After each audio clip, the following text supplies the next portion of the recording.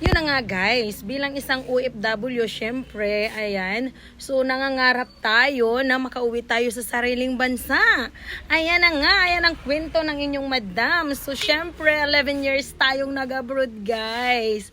So this year lang tayo lumakas ang loob na mag-try sa ating sariling bansa at talagang hindi naman biro guys ang ipagsapalaran yung iyong ginhawa sa abroad, tapos ipagsasapalaran mo yung iyong future dito sa Pilipinas.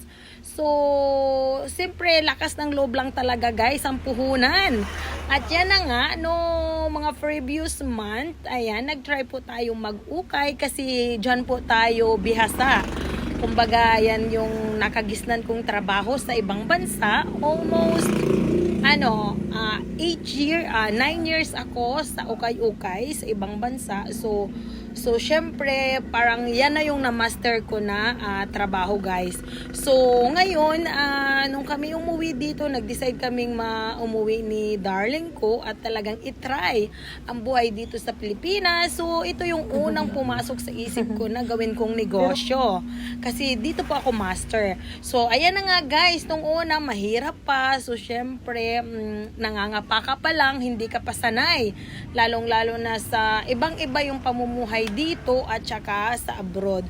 So, syempre, ima-mindset mo na lang guys na nasaan ka ngayon. So, talagang paninindigan. So, ayan na nga. Almost 3 months din po na ako'y nag-ukay or nagla-live sa bahay.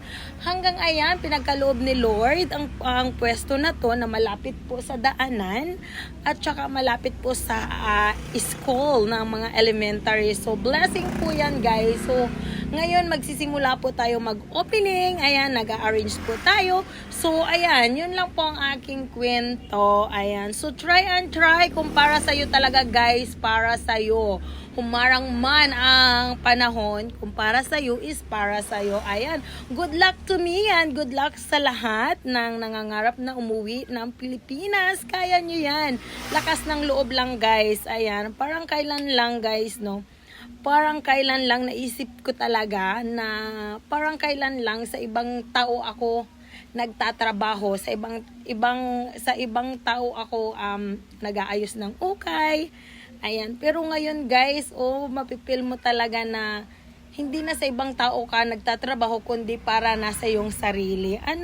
So maganda pa rin yung feelings na sa sarili mo ikaw nagtatrabaho, hindi sa ibang tao. Yan lang guys, try lang.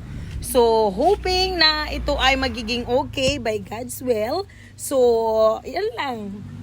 Lakasan lang ng loob ang aking maipapayo sa inyo guys.